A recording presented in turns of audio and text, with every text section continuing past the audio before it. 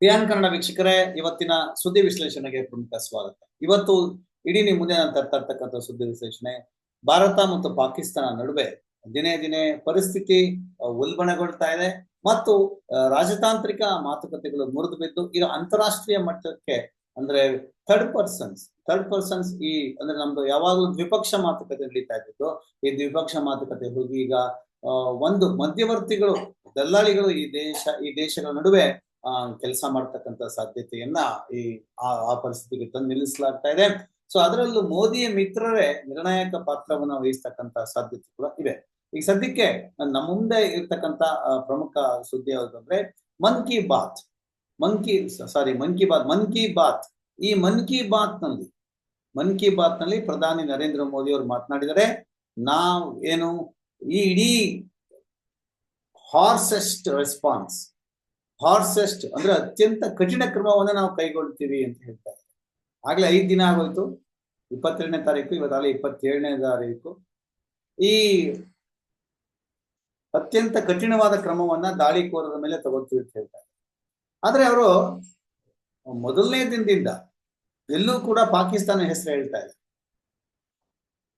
ಪಾಕಿಸ್ತಾನ ಹೆಸರು ಹೇಳ್ದೇ ಇರೋದು ಇದೊಂದು ಸ್ಟ್ರಾಟಜಿ ಅಂತ ಹೇಳ್ತಾರೆ. ಆದ್ರೆ ನಮ್ಮ ದೇಶದ ಯಾವ ಪ್ರಧಾನಿಗಳು ಈ ರೀತಿಯ ಸ್ಟ್ರಾಟಜಿ ಮಾಡಿರ್ಲಿಲ್ಲ. ನೇರವಾಗಿ ಪಾಕಿಸ್ತಾನ ಅಂತ ಹೇಳಿದ್ರು. ಎಲ್ಲೂ ನರೇಂದ್ರ ಮೋದಿ ಪಾಕಿಸ್ತಾನ ಈ ಒಂದು ದಾಳಿಯ ಹಿಂದೆ ಇದೆ ಅಂತೇಳಿ ಹೆಸರು ಹೇಳ್ತಾರೆ. ಹೇಳೋ ಕೆಲಸನ ಗೋಧಿ ಮೀಡಿಯಾ ಕೊಟ್ಟಿದ್ದಾರೆ. ಮತ್ತು ಮೋದಿ ಮಾತಾಡ್ತಕ್ಕಂಥ ಸಂದರ್ಭದಲ್ಲಿ ಪಾಕಿಸ್ತಾನ ಹೆಸರು ತೆಗೆದುಕೊಳ್ಳದೆ ದಾಳಿಕೋರರಿಗೆ ಅಂತ ಹೇಳ್ತಾರೆ ಅಷ್ಟೇ. ಅವ್ರು ಎಲ್ಲಿಂದ ಬಂದ್ರು, ಸ್ವರ್ಗದಿಂದ ಬಂದ್ರ ಅಥವಾ ಭೂಮಿಯಿಂದ ಬಂದ್ರ, ಪಾತಾಳದಿಂದ ಬಂದ್ರ, ಆಕಾಶದಿಂದ ಬಂದ್ರ ಅಂತ ಹೇಳಲ್ಲ. ಸೊ ಅದನ್ನ ಅವ್ರನ್ನ ಕೇಳೋರು ಯಾರು? ಮಾಧ್ಯಮ ಕೇಳುತ್ತಾ, ವಿರೋಧ ಪಕ್ಷರು ಕೇಳುತ್ತಾ? ಯಾರು ಕೇಳ್ತಾರೆ ಅವ್ರನ್ನ? ಅವ್ರು ಯಾರ ಕೈ ಸಿಗ್ತಾರೆ? ಹೋಗ್ಲಿ, ಅವ್ರು ಎಲ್ಲಿದ್ದಾರೆ ಅವರು ಗೊತ್ತಾ ನಿಮ್ಗೆ? Where is he hide? Is he hide in heaven or where is he? ಈ ಪ್ರಶ್ನೆ ಇಡೀ ದೇಶದಲ್ಲಿ ಕೇಳ್ತಾರೆ.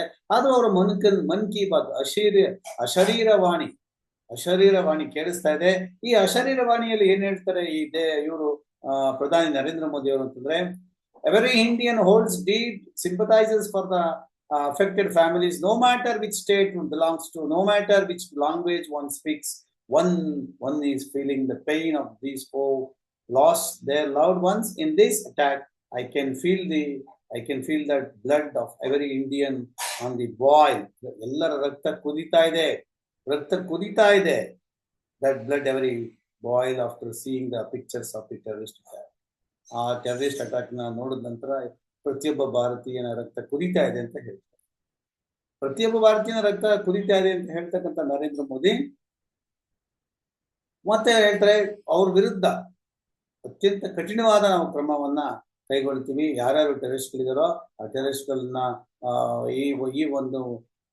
ಈ ವಿರುದ್ಧ ಕಠಿಣ ಕ್ರಮ ಕೈಗೊಳ್ತೀವಿ ಅಂತ ಹೇಳ್ತಾರೆ. ಮತ್ತೆ ಯಾಕೆ ಈ ದಾಳಿ ಆಗಿದೆ ಅಂತಂದ್ರೆ ಹೇಳ್ತಾರೆ, ನಾವು ಸ್ಕೂಲ್ ಕಾಲೇಜುಗಳಲ್ಲಿ ಚೆನ್ನಾಗಿ ಕೆಲಸ ಮಾಡ್ತಾ ಇದೀವಿ, ಎಲ್ಲ ಅಲ್ಲಿ ಶಾಂತಿ ಸ್ಥಾಪನೆ ಮಾಡಿದೀವಿ, ಡೆಮಾಕ್ರಸಿಯಲ್ಲಿ ನಡೀತಾ ಇದೆ, ನಂಬರ್ ಆಫ್ ಟೂರಿಸ್ಟ್ ಮತ್ತು ಹೆಚ್ಚು ಪ್ರವಾಸಿಗರು ಬರ್ತಾ ಇದ್ದಾರೆ, ಇದು ಒಂದು ದಾಖಲೆ ಮಟ್ಟದಲ್ಲಿ ಒಂದು ಆಗಿದೆ, ಮತ್ತೆ ಜನರ ಆದಾಯ ಕೂಡ ಬರ್ತಾ ಇದೆ, ಇದು ಮತ್ತೆ ಹೊಸ ಅವಕಾಶಗಳು ಹುಟ್ಕೊಳ್ತಾ ಇದಾವೆ, ಇದು ಮತ್ತೆ ಯುವಕರಿಗೆ ಹೊಸ ಅವಕಾಶಗಳು ಬರ್ತಾ ಇದೆ, ಇದು ಜಮ್ಮು ಕಾಶ್ಮೀರದ ಶತ್ರುಗಳಿಗೆ ಇಷ್ಟ ಆಗಿಲ್ಲ, ಅದಕ್ಕೆ ಈ ರೀತಿ ದಾಳಿ ಮಾಡಿದ್ದಾರೆ ಅಂತ ಹೇಳ್ತಾರೆ. The enemies of Jammu Kashmir did not like that. So ನಾವೇನ್ ಮಾಡಿದೀವಿ ಇದನ್ನ ಅವ್ರಿಗೆ ಇಷ್ಟ ಆಗಿಲ್ಲ. ಪ್ರಧಾನಿ ನರೇಂದ್ರ ಮೋದಿ ನೋಟ್ ಬ್ಯಾನ್ ಮಾಡಿ ಯಾಕೆ ಮಾಡಿದೆ ಅಂತ ಹೇಳಿದ್ರು, ಯಾಕೆಂದ್ರೆ ಟೆರರಿಸ್ಟ್ ಗಳಿಗೆ ದುಡ್ಡು ಸಿಗ್ತಾ ಇದೆ, ಕೋಟಾ ನೋಟ್ ಮಾಡ್ತಾ ಇದ್ದಾರೆ ಅಂತ ಹೇಳಿ ನೋಟ್ ಬ್ಯಾನ್ ಮಾಡಿದೆ. ನೋಟ್ ಬ್ಯಾನ್ ಮಾಡೋದ್ರಿಂದ ಸರ್ಜಿಕಲ್ ಸ್ಟ್ರೈಕ್ ಆನ್ ಟೆರರಿಸಂ ಅಂತ ಕರ್ತಿದೆ. Note ban is surgical strike on terrorism and terrorism agents, terrorism ಇವು ವ್ಯಕ್ತಿಗಳ ವಿರುದ್ಧ ಇದು ಸರ್ಜಿಕಲ್ ಸ್ಟ್ರೈಕ್ ಅಂತ ಮೀಡಿಯಾ ಕರೆದಿತ್ತು, ಸ್ವತಃ ಅವರು ಕರೆದಿದ್ರು ಪ್ರಧಾನಿ ನರೇಂದ್ರ ಮೋದಿ. ಸೊ 140 ಕೋಟಿ unity of the country, the solidarity of the 140 crores Indians is our biggest strength. The unity is the basis of our decisive fight against terrorism. We have to strengthen our resolve to face the challenge that has surfaced before the country. We have to demonstrate strong willpower as nation. ನಾವು ಒಂದು ದೇಶದ ಹಾಗೆ ನಾವು 140 ಕೋಟಿ ಜನ ಒಟ್ಟಾಗಿ ನಿಲ್ಬೇಕಾಗಿದೆ. ಅದರಲ್ಲಿ ಏನ್ ಡೌಟ್ ಇಲ್ಲ. ನಾವೆಲ್ಲರೂ ಕೂಡ ಭಾರತ ಸರ್ಕಾರ ಕೈಗೊಳ್ತಕ್ಕಂತ ನಾವು ಜೊತೆ ಇದೀವಿ ಅಂತ ವಿರೋಧ ಪಕ್ಷಗಳು ಹೇಳ್ತಾ ಇದಾರೆ, ಎಲ್ಲರೂ ಕೂಡ ಹೇಳ್ತಾ ಇದಾರೆ. So what is your action ಅನ್ನೋದೇ ಎಲ್ಲರಿಗೂ ಕೂಡ ಕಾಯ್ತಾ ಇರ್ತಕ್ಕಂಥದ್ದು. The anger that we people of India feel that anger is there is in the whole world after terrorist attack. Condolences are continuously pouring in from all the world. Global leaders have called me up as well, written letters and sent messages to everyone. Everyone has strongly condemned this heinous terrorist attack. They have expressed condolences to the families to the deceased. The whole world stands with 140 crore Indians in our fight against terrorism. I once again assure the affected families that they will get justice and justice will be done.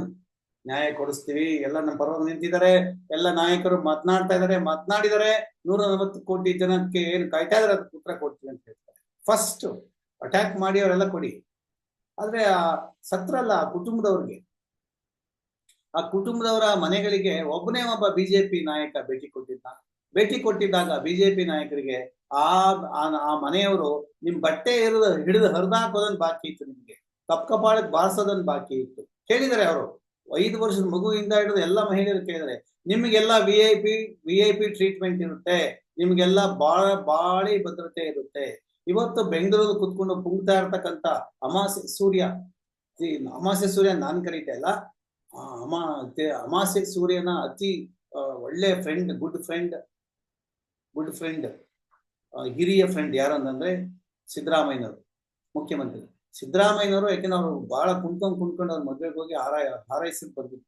So ಆ ಸಿದ್ದರಾಮಯ್ಯನವರ ಅಮಾಸೆ friend, ಅಮಾಸೆ ಸೂರ್ಯ ಇವತ್ತು ಬೆಂಗಳೂರು ಕೂತ್ಕೊಂಡು ಹೇಳ್ತಾ ಇದಾರೆ, ನಾನು ಅಲ್ಲೇ ಇದ್ದೆ, ಮಧುಚಂದ್ರ ಸವಿತಾ ಇದ್ದೆ.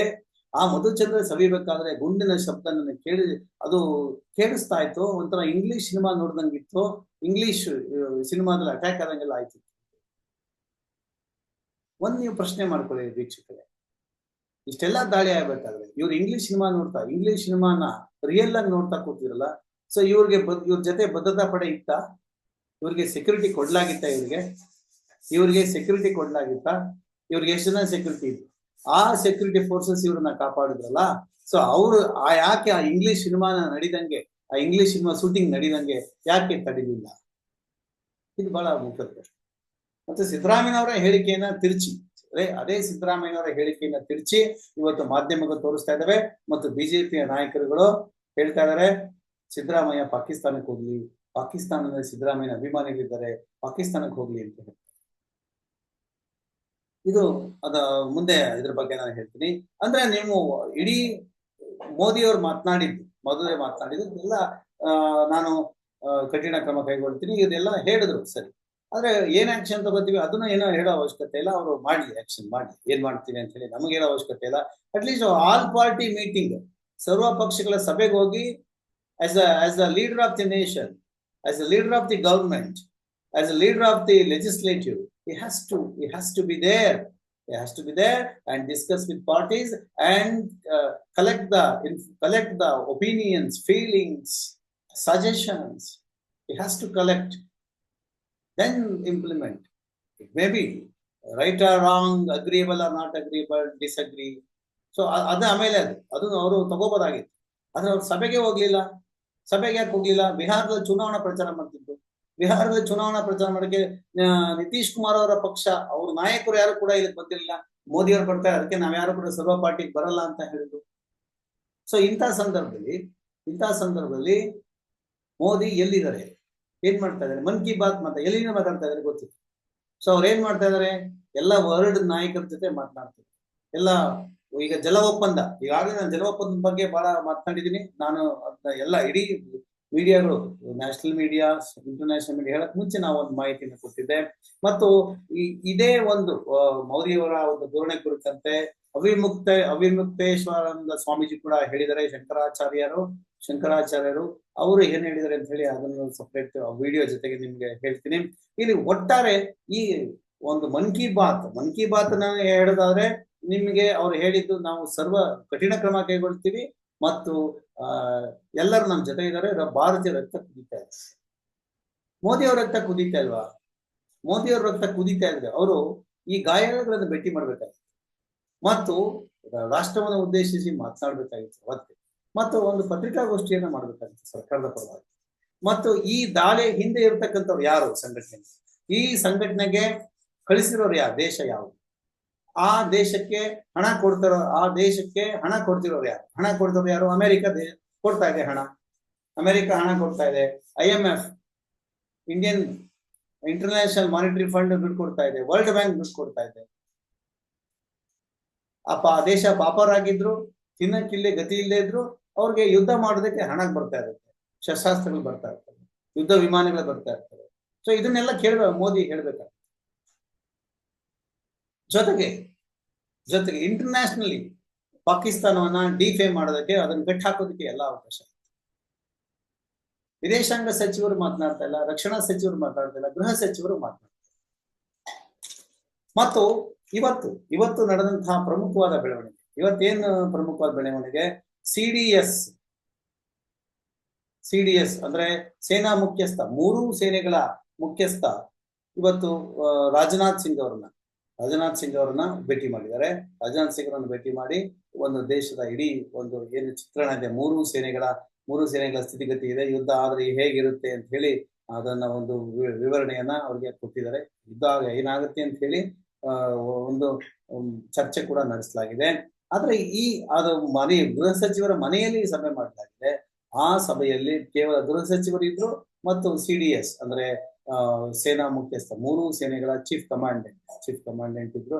ಈ ಚೀಫ್ ಕಮಾಂಡೆಂಟ್ ಇವರು ಏನ್ ಮಾತನಾಡಿದ್ರು, ಮತ್ತೆ ಉಳಿದ ಬೇರೆ ಅಧಿಕಾರಿಗಳಿದ್ರ ಯಾವುದು ಮಾಹಿತಿ ಕೂಡ ಇಲ್ಲ. ಇಲ್ಲಿ ಜೊತೆಗೆ ಈಗ ಒಂದು information department, central information department ಹೇಳಿದೆ, ಯುದ್ಧದ ವರದಿಗಳನ್ನ ರಿಯಲ್ ಟೈಮ್ ಅಲ್ಲಿ ತೋರಿಸ್ಬೇಡಿ, ಯುದ್ಧದ ಸೋರ್ಸ್ ಗಳನ್ನ ಹೇಳ್ಬೇಡಿ ಅಂತ ಹೇಳ್ತೀವಿ. ಆದ್ರೆ ಮೋದಿ ಮೀಡಿಯಾಗಳು ಇವತ್ತು ಪಾಕಿಸ್ತಾನಕ್ಕೆ ನೀರು ಬಿಡ್ತಾ ಇದೆ, ನೀರು ಬಿಡಲ್ಲ, ಮತ್ತು ದಾಳಿ ಮಾಡ್ತಾರೆ, ಸರಿಯಾದ ಪಾಠ ಕಲಿಸ್ತಾರೆ, ಮತ್ತು ಸಮರಾಭ್ಯಾಸ ಮಾಡ್ತಾ ಇದೆ ಅಂತ ಹೇಳಿ ಎಲ್ಲ ಒಂದು ರಾಕೆಟ್ ಹಾರಿಸೋದು, ಲಾಂಚ್ ಮಾಡ್ತಕ್ಕಂಥದ್ದು, ಮತ್ತು ಯುದ್ಧ ಕ್ಷಿಪಣಿಗಳನ್ನ ಹಾರಿಸ್ತಕ್ಕಂಥದ್ದು, ಮತ್ತು ಅವುಗಳ ಒಂದು ಓಡಾಟ, ಇವೆಲ್ಲವನ್ನು ಕೂಡ ಹೆಜ್ಜೆಗೂ ಹಂತವಾಗಿ ಮಾಧ್ಯಮದಲ್ಲಿ ಹೇಳ್ತಾರೆ. ಒಂದು ಕಡೆ ಇನ್ಫಾರ್ಮೇಶನ್ ಡಿಪಾರ್ಟ್ಮೆಂಟ್ ಹೇಳಿದೆ ಯಾವ್ದನ್ನ ತೋರಿಸ್ಬೇಡಿ, ಹೇಳ್ಬೇಡಿ ಅಂತ ಹೇಳುತ್ತೆ. ಇನ್ ಕಡೆ ಅದನ್ನ ಲೈವ್ ತೋರಿಸ್ತಾರೆ. ಒಂದು ಮರದ ಪೊಟ್ರೆ ಒಳಗಡೆ ಆಜ್ ತಕ್ ಅನ್ನೋ ಟಿವಿ ಚಾನೆಲ್ ನ ಆಂಕರ್ ಮರದ ಪೊಟ್ರೆ ಒಳಗಡೆ ಕೂತ್ಕೊಂಡು ಇಲ್ಲಿ ತನಿಖೆ ಆಗ್ಬೇಕು, ಇದು ಒಳಗಡೆ ಟೆರರಿಸ್ಟ್ಗಳು ಇದ್ದಿರ್ಬೋದು ಅಂತ ಹೇಳಿ. ಅಂದ್ರೆ ಯಾವ ಮಟ್ಟಕ್ಕೆ ಜರ್ನಲಿಸಂ, ಗೋಲ್ಡ್ ಸ್ಟ್ಯಾಂಡರ್ಡ್ ಜರ್ನಲಿಸಂ ಹೊರಟೋಗಿದೆ. ಮತ್ತು ಆ ಗೋಲ್ಡ್ ಸ್ಟ್ಯಾಂಡರ್ಡ್ ಜರ್ನಲಿಸಂನ ಅದಕ್ಕೆ ದುಡ್ಡು ಕೊಟ್ಟು ಪೋಷಣೆ ಮಾಡಿ ಬಳಸ್ಕೊಳ್ತಾ ಇರ್ತಕ್ಕಂಥ ಈ ಗೋಧಿ ಮೀಡಿಯಾವನ್ನು ಬಳಸ್ಕೊಳ್ತಕ್ಕಂಥ ಮೋದಿ ಸರ್ಕಾರ. ಸೊ ಇದೆಲ್ಲವನ್ನ ಗಮನಿಸಿದ್ರೆ ಇದು ಹೋಗಿ ಎಲ್ಲಿ ನಿಂತ್ಕೊಳ್ಳುತ್ತೆ ಅನ್ನೋ ಒಂದು ಆತಂಕ ಕೂಡ ಕಟ್ತಾ ಇದೆ. ಇದ್ರ ನಡುವೆ ಬಹಳ ಅತ್ಯಂತ ಪ್ರಮುಖವಾಗಿ ನಾವು ಗಮನಿಸಬೇಕಾದ ಅಂಶ ಏನು ಅಂತಂದ್ರೆ, ಮೋದಿಯ ಸರ್ಕಾರ ಕುರಿತಂತೆ ಕಾಶ್ಮೀರದ ಪಹಲ್ಗಾಮ್ನಲ್ಲಿ ನಡೆದ ಉಗ್ರಹ ದಾಳಿ ಕುರಿತಂತೆ ತನಿಖೆ ಆಗ್ಬೇಕು ಅಂತ ಹೇಳಿ ಭಾರತ ಕೇಳ್ತಾ ಇಲ್ಲ, ಪಾಕಿಸ್ತಾನ ಕೇಳ್ತಾ ಇದೆ. ಏನ್ ಕೇಳ್ತಾ ಇದೆ, ರಷ್ಯಾ ಮತ್ತು ಚೀನಾದವರು ಸೇರಿ ಇದನ್ನ ತನಿಖೆ ಮಾಡ್ಲಿ, ಆ ರೀತಿ ಹೇಳಿ ರಷ್ಯಾ ಸರ್ಕಾರ ವರ್ತನೆ ಇರ್ತಕ್ಕಂಥ ಗೌರ್ಮೆಂಟ್ ಚಾನಲ್ RII ನಮೋಸ್ತಿ ಅನ್ನೋ ಒಂದು ಚಾನಲ್ಗೆ ಇವರು ಒಂದು ಇಂಟರ್ವ್ಯೂ ಕೊಟ್ಟಿದ್ರೆ. ಪಾಕಿಸ್ತಾನದ ರಕ್ಷಣಾ ಸಚಿವ ಫ್ಯಾಜಾ ಆಸಿಫ್ ಪ್ರಧಾನಿ ಶೆಹಬಾಜ್ ಶರೀಫ್ ಅವರು ಪಹಲ್ಗಾಮ್ ನಲ್ಲಿ ನಡೆದಂತಹ ದಾಳಿ ಕುರಿತಂತೆ ಅಂತಾರಾಷ್ಟ್ರೀಯ ತನಿಖೆ ಆಗ್ಬೇಕು ಅಂತ ಹೇಳಿ ಒತ್ತಾಯ ಮಾಡ್ತಾ ಇದ್ದಾರೆ. ಈ ತನಿಖೆ ಮಾಡೋ ತಂಡದಲ್ಲಿ ರಷ್ಯಾ ಮತ್ತು ಚೀನಾ, ಪಶ್ಚಿಮ ರಾಷ್ಟ್ರಗಳು ಕೂಡ ಇದರಲ್ಲಿ ಪಾತ್ರವನ್ನು ವಹಿಸಬೇಕು. ಆಗ ನಮಗೆ ಅವರು ಭಾರತ ಸುಳ್ಳು ಹೇಳ್ತಾ ಇದೆಯಾ, ಪ್ರಧಾನಿ ಮೋದಿ ಸುಳ್ಳು ಹೇಳ್ತಾ ಇದ್ದಾರಾ, ಅಥವಾ ಯಾರು ಸುಳ್ಳು ಹೇಳ್ತಾ ಇದ್ದಾರೆ, ಇದರಲ್ಲಿ ರಷ್ಯಾ ಅಥವಾ ಚೀನಾ ತನಿಖೆ ನಡೆಸಿದಾಗ, ತಂಡದಲ್ಲಿ ಇದ್ದಾಗ ಸತ್ಯ ಹೊರಗೆ ಬರಲಿ. ಪಾಕಿಸ್ತಾನ ದಾಳಿ ನಡೆಸಿದ್ಯಾ ಅಥವಾ ಯಾರು ದಾಳಿ ನಡೆಸಿದರೆ, ಪಾಕಿಸ್ತಾನ ದಾಳಿ ನಡೆಸಿದರೆ ಅಥವಾ ದಾಳಿ ನಡೆಸುವುದಕ್ಕೆ ಪಾಕಿಸ್ತಾನ ಬೆಂಬಲ ಇತ್ತು ಅನ್ನೋ ಸಾಕ್ಷ್ಯಗಳನ್ನ ಅವರು ಕೊಟ್ರೆ ಅಲ್ಲಿ ಆಗ ನಾವು ಅದಕ್ಕೆ ತಕ್ಕಂತೆ ಕ್ರಮಗಳನ್ನ ಕೈಗೊಳ್ಬಹುದು ಅಂತ ಹೇಳಿ ಒಂದು ಸಚಿವ ಮಾತಾಡ್ತಾರೆ. ಪಾಕ್ನಿಂದ ಭಯೋತ್ಪಾದನೆ ಸಮರ್ಥಿಸಕ್ಕಂತ ಹೇಳಿಕೆ ಇತ್ತೀಚೆಗೆ ಬಂದಿತ್ತು. ಅದ್ರ ಯಾವ್ದು ಹೇಳಿಕೆ ಅಂತ ನಿಮ್ಗೆ ಆಗ್ಲೇ ಗೊತ್ತು. ಮಾಸ್ಕೋ ಮೂಲದ ಅಮೆರಿಕದ ಸ್ವತಂತ್ರ ವಿಶ್ಲೇಷಕ ಆಂಡ್ರ್ಯೂ ಕೊರಿಬೋ ಹೇಳ್ತಾ ಇದಾರೆ ಏನಂತಂದ್ರೆ, ಪಹಲ್ಗಾಮ್ನಲ್ಲಿ ನಡೆದಂತಹ ಉಗ್ರರ ದಾಳಿಗೆ ಸಂಬಂಧಪಟ್ಟಂಗೆ ಆರೋಪಿಗಳನ್ನ ಪಾಕಿಸ್ತಾನ ತಳ್ಳಿ ಹಾಕಿತ್ತು. ಇದು ಸಹಜವಾಗಿ ಯಾವುದೇ ದೇಶ ನಾನ್ ಮಾಡಿಸಿದೀನಿ ಅಂತ ಹೇಳಲ್ಲ. ಆದ್ರೆ ಸಮರ್ಥನೆ ಆದ್ರೆ ಅವ್ರು ಯಾಕೆ ಸಮರ್ಥನೆ ಮಾಡೋ ರೀತಿ ಹೇಳಿಕೆಗಳನ್ನ ಕೊಟ್ಟರು ಅಂತ ಹೇಳಿ ನಾವೆಲ್ಲಿ ಗಮನಿಸ್ಬೇಕು. ಏನೋ ಪಹಲ್ಗಾಮ್ನಲ್ಲಿ ಏಪ್ರಿಲ್ 28 ದಾಳಿ ನಡೆಸಿದ್ರು, ಬಹುಶಃ ಸ್ವಾತಂತ್ರ್ಯ ಹೋರಾಟಗಾರ ಇರಬಹುದು.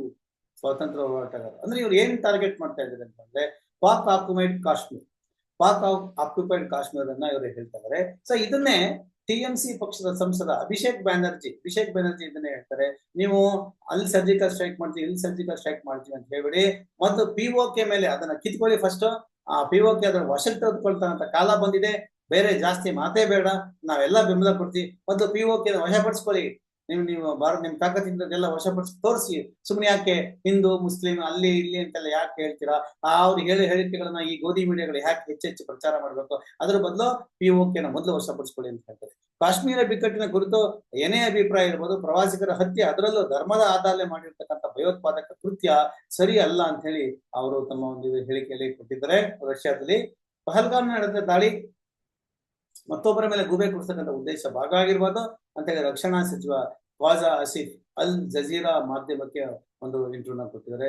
ಈ ಇಬ್ಬರ ಹೇಳಿಕೆಗಳು ಪಾಕಿಸ್ತಾನದ ವಿಶ್ವಾಸ ಅರ್ಹತೆಯನ್ನು ಪ್ರಶ್ನಿಸಿದೆ ಅಂತ ಹೇಳಿ ರಷ್ಯಾ ಇದನ್ನ ವಿಶ್ಲೇಷಣೆ ಮಾಡುತ್ತೆ.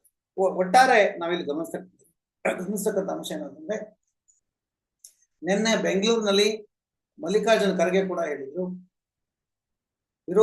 ವಿರೋಧ ಪಕ್ಷಗಳು ಭಾಗವಹಿಸಿದ್ದಂತಹ ಸರ್ಕಾರವೇ ಕರೆದಿದ್ದಂತಹ ಸಭೆಗೆ ನರೇಂದ್ರ ಮೋದಿ ಬರಲಿಲ್ಲ, ಇದು ಒಳ್ಳೆ ಬೆಳವಣಿಗೆ ಅಲ್ಲ, ಈ ರೀತಿ ಮಾಡಬಾರ್ದಾಗಿತ್ತು, ಅವ್ರು ಬಂದು ದೇಶಕ್ಕೆ ವಿವರಿಸಬಹುದಾಗಿತ್ತು, ಕಾರಣವನ್ನ ಕೊಡಬಹುದಾಗಿತ್ತು. ಯಾಕೆ ನರೇಂದ್ರ ಮೋದಿ ಬರಲ್ಲ ಅಂತ ನಿಮಗೆ ಬಹಳ ಸ್ಪಷ್ಟವಾಗಿ ಗೊತ್ತಾಗುತ್ತೆ. ಇದು ಸೆಕ್ಯೂರಿಟಿ ಬ್ರೀಚ್ ಆಗಿದೆ. ಆ ಸೆಕ್ಯೂರಿಟಿ ಬ್ರೀಚ್ ಉತ್ತರ ಏನು? ರಕ್ಷಣಾ ಸಚಿವರು, ಗೃಹ ಸಚಿವರು ಮತ್ತು ಉಳಿದ ಈ ಸಂಬಂಧಪಟ್ಟ ಸಚಿವರು ರಾಜೀನಾಮೆ ಕೊಡಬೇಕು, ಮತ್ತು ಅಡ್ವೈಸರ್, ಭದ್ರತಾ ಅಡ್ವೈಸರ್, ಸೆಕ್ಯೂರಿಟಿ ಅಡ್ವೈಸರ್ ರಾಜೀನಾಮೆ ಕೊಡಬೇಕು. ಸೊ ಈ ಎಲ್ಲಾ ಪ್ರಶ್ನೆಗಳಿಗೆ ಉತ್ತರ ಕೊಡ್ಬೇಕಾದ ಕಾರಣಕ್ಕೋಸ್ಕರನೇ ಮೋದಿ ಬರ್ತಾರೆ. ಇದು ಬಿಜೆಪಿ ಕೂಡ ಹೇಳಲ್ಲ. ಇಲ್ಲಿ ಬಹಳ ಮುಖ್ಯವಾಗಿ ನಾನು ಆಗ್ಲೇ ಹೇಳಿದಾಗೆ ಅವಿಮುಕ್ತೇಶ್ವರಾನಂದ ಸ್ವಾಮೀಜಿ ಹೇಳಿದ್ದಾರೆ, ಎಲ್ಲ ನಿಮ್ ಕೈಯಲ್ಲೇ ಇದೆ, ಚೌಕಿದಾರ್ ನೀವೇ ಚೌಕಿದಾರ್ ಮಾಡ್ಬೇಕಾದ್ರೆ ಇವರೆಲ್ಲ ಹೆಂಗ್ ಬಂದ್ರಿ? ಬಂದು ದಾಳಿ ಮಾಡಿ ಹೆಂಗ್ ವಾಪಸ್ ಹೋದ್ರ? ಎಲ್ಲಿದಾರ ಅವರು? ಸೊ ಇಷ್ಟೆಲ್ಲ ನಡೀತಾ ಇರೋ ನಿಮ್ ಸರ್ಕಾರ ಏನ್ ಮಾಡ್ತಾ ಇದೆ?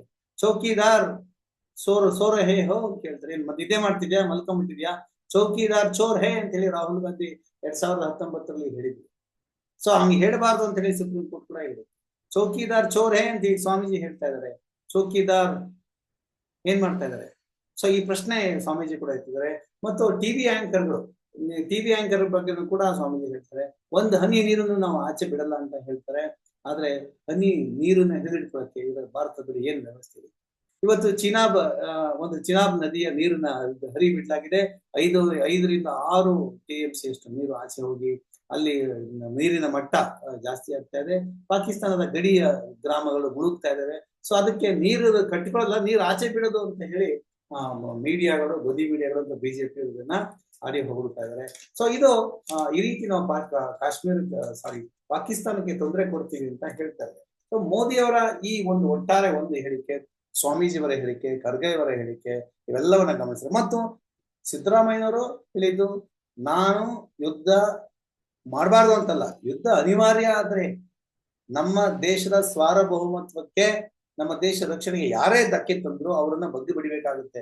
ಆದ್ರೆ ನನ್ನ ಹೇಳಿಕೆನ ತಿರುಚಲಾಗಿದೆ, ಮಾಧ್ಯಮಗಳು ತಿರುಚಿದಾವೆ, ಮತ್ತು ವಿರೋಧ ಪಕ್ಷದವರನ್ನು ತಿರುಚಿ ಮಾತನಾಡ್ತಾ ಇದ್ದಾರೆ ಅಂತ ಕೂಡ. ಸೊ ಈ ರೀತಿ ಇಲ್ಲಿ ರಾಜಕೀಯ ಮಾಡೋದ್ರಿಂದ ಇಲ್ಲಿ ಉತ್ತರ ಸಿಕ್ಕಲ್ಲ. ಇಲ್ಲಿ ಉತ್ತರ ಸಿಗೋದು ಕಾರ್ಯಾಚರಣೆ. ಅಂದ್ರೆ ಈ ಕಾರ್ಯಾಚರಣೆ ಭಾರತದ ರಕ್ತ ಕುದೀತಾ ಇದೆ, 140 ಕೋಟಿ ಜನ ಒಗ್ಗಟ್ಟಾಗ್ಬೇಕಾಗಿದೆ ಅಂತ ಹೇಳ್ತಾರೆ. ಸೊ ನಿನ್ನೆ ಪಿಯೂಷ್ ಗೋಯಲ್ ಹೇಳಿದ್ದನ್ನೇ ಇವತ್ತು ಪ್ರಧಾನಿ ನರೇಂದ್ರ ಮೋದಿ ಹೇಳ್ತಾ ಇದ್ದಾರೆ. ಸೊ ಮತ್ತು ಜನರಿಗೆ ಪ್ರಶ್ನೆಗಳಿಗೆ ಉತ್ತರವನ್ನು ಕೂಡ ಅವ್ರು ಯಾರು ಕೊಡ್ತಾ ಇಲ್ಲ. ಸೊ ಉತ್ತರ ಕೊಡೋದೂ ಇಲ್ಲ. ಇವಾಗ ಅವ್ರನ್ನ ಬಿಜೆಪಿಯ ಪ್ರತಿಯೊಬ್ಬ ನಾಯಕರನ್ನ ಹಿಡಿದು ಪ್ರಶ್ನೆ ಮಾಡ್ತಕ್ಕಂತ ಒಂದು ಸಂದರ್ಭ ಬಂದಿದೆ. ಸೊ ಆ ರೀತಿ ಪ್ರಶ್ನೆ ಮಾಡಬಾರ್ದು ಅಂತಲೇ ಕರ್ನಾಟಕದ ಬಿಜೆಪಿ ನಾಯಕರು ಕಾಂಗ್ರೆಸ್ ಸರ್ಕಾರದ ವಿರುದ್ಧ, ಮುಖ್ಯಮಂತ್ರಿ ವಿರುದ್ಧ ಹೇಳಿಕೆಗಳನ್ನು ಕೊಡೋಕೆ ಶುರು ಮಾಡ್ತಾರೆ. ಮತ್ತು ಸ್ವತಃ ತೇಜಸ್ವಿ ಸೂರ್ಯ 50 ಲಕ್ಷ ರೂಪಾಯಿ ಪರಿಹಾರ ಕೊಡಿ ಅಂತ ಹೇಳ್ತಾರೆ. ಕೇಂದ್ರ ಸರ್ಕಾರದಿಂದ ₹1 ಪರಿಹಾರ ಘೋಷಣೆ ಮಾಡಿದೆ, ₹1 ಪರಿಹಾರ ಘೋಷಣೆ. ಅದ್ರ ಬಗ್ಗೆ ಕೇಳಬೇಕಲ್ಲ, ಅದ್ರ ಬದಲು 50 ಲಕ್ಷ ಕರ್ನಾಟಕ ಗೌರ್ಮೆಂಟ್ ಕೊಡ್ಲಿ. ಸೊ ಅಂದ್ರೆ ನಿಮ್ಗೆ, ಅಂದ್ರೆ ಇದನ್ನ ಜನಕ್ಕೆ ಜನಕ್ಕೆ ಅನ್ಸಲ್ವಾ? ಅಥವಾ ಮೈಕ್ ಹಿಡಿದಿರೋ ಯಾರೋ ಮೈಕ್ ಪತ್ರಕರ್ತ ಅನ್ಸ್ಕೊಂಡು ಅವಂಗಾರು ಪ್ರಶ್ನೆ ಕೇಳ್ಬೇಕು ಅಂತ ಅನ್ಸಲ್ವಾ? ಓಕೆ ತೇಜಸ್ವಿ ಸೂರ್ಯ ಅವರೇ, ಸರಿ ನೀವ್ ಹೇಳ್ತಾ ಇರೋದು, ಆದ್ರೆ ಮೋದಿ ಸರ್ಕಾರ ಎಷ್ಟು ಪರಿಹಾರ ಕೊಟ್ಟಿದೆ? ಅಲ್ಲಿ ಯಾಕೆ ಸೆಕ್ಯೂರಿಟಿ ಲ್ಯಾಬ್ಸ್ ಆಯ್ತು ಅದನ್ನ ಯಾರು ಹೇಳ್ತಾರೆ? ಸೊ ಆ ಸೆಕ್ಯೂರಿಟಿ ಲ್ಯಾಬ್ಸ್ಗೆ ಯಾರು ಹೊಣೆಗಾರಿಕೆ? ಇಷ್ಟೆಲ್ಲ ಕೇಳ್ಬೇಕಾಯ್ತು, ಕೇಳ್ತಾರೆ. ಸೊ ಇದು ಗೋಧಿ ಮೀಡಿಯಾ ರಕ್ಷಣಾ ಕೋಟೆಯಲ್ಲಿ ಬದುಕ್ತಾ ಇರ್ತಕ್ಕಂಥ ನರೇಂದ್ರ ಮೋದಿ.